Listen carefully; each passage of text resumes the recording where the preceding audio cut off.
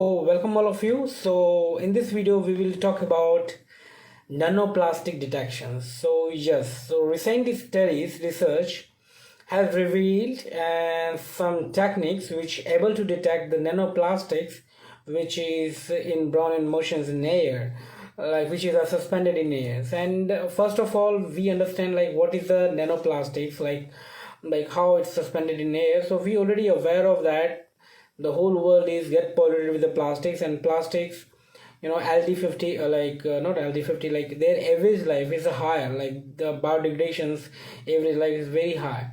And this reason each and every, like lots of country had blocked this use of plastics.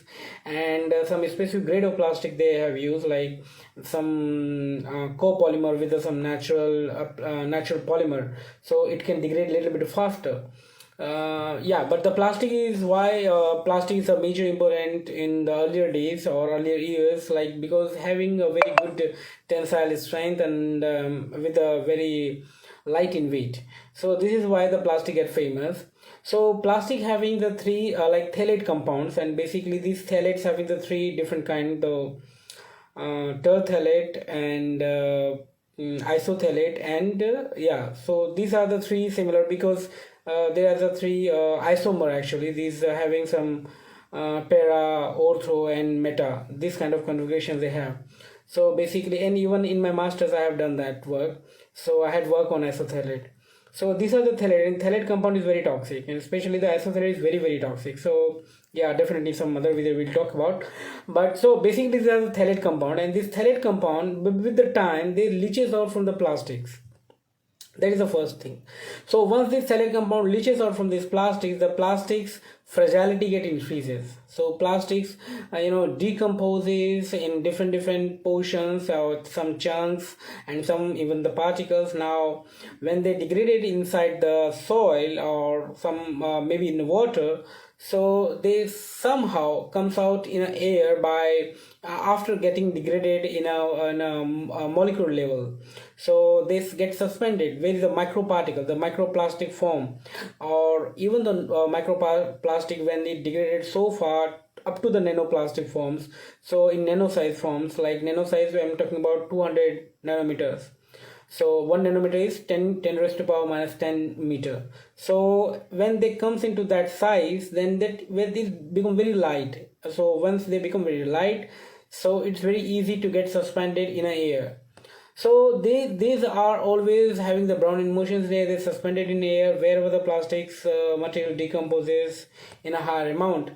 So what happening, so whatever we inhaling or whatever the food we making, in, like definitely whatever things we are doing in air, so that get compared, they get having these constituents of these plastics.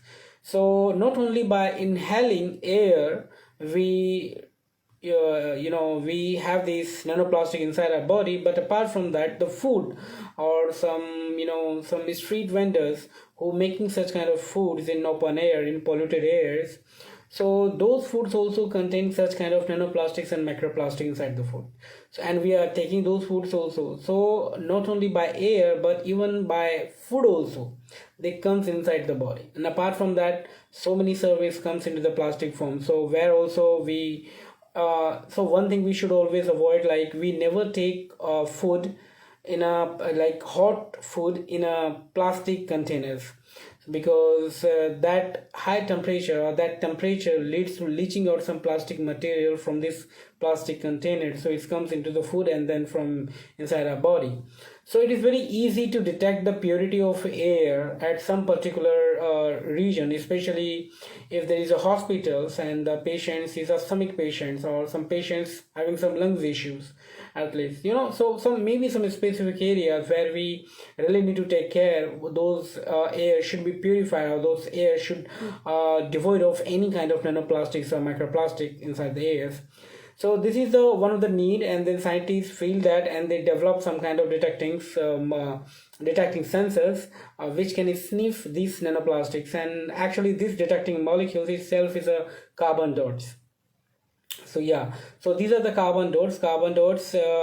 they able to detect this nanoplastic. And how they able to detect this nanoplastic? Not only the nanoplastic, even any petroleum compound also, because whenever some specific electric signal applied to that nanoplastic, this carbon dots, this carbon dot get charged up, and then after that they become very reactive. So their reaction get neutralized by absorbing some kind of petroleum molecule, petroleum gases or something, for which we want to design. So they absorb some specific gases molecule and then neutralize, or maybe they if there is if such thing is not available, then they may absorb any kind of microplastics and nanoplastic in the air, in suspended air. So they react with that and then neutralize it. So in that way, those carbon dots is able to detect such kind of nanoplastics and microplastics from the air suspensions. What is the best part in that? They able to detect the nanoplastic level, which is very commendable research. Definitely, what is the sensor size, and how long we can use that sensor, like after, like, because the sensor is the carbon dot can neutralize, and can we again reactivate those carbon dots? So I'm not aware of that. So so it is a kind of life cycle. What is the life cycle of those sensors? If those life cycles are very good, then definitely it's very useful, especially for those plastic industries where these plastic material has been formed, like object which is from the plastic. For example, even giving, definitely other plastic things you can avoid, but sleepers or some rubbery materials, tires, tubes, like in vehicles, whatever they are using it, and even some of the component for the various electronic equipment, any kind of electric equipment, they have some plastic as a component. So those components also manufactured in the industry itself. So maybe the worker or employee working over there in that industries, they definitely inhaling so much amount of the plastic in their lungs, and it leads to the cancers, lung cancers. So if we able to develop and optimize more for such kind of sensors, it's very helpful for such kind of industries, and it can save lots of employee life also. So this is all about the nanoplastics, and if you need a further explanations on that, just DM me. And apart from that, for now it's okay. And now next video will come with some another topic. So for now, just take care. Bye.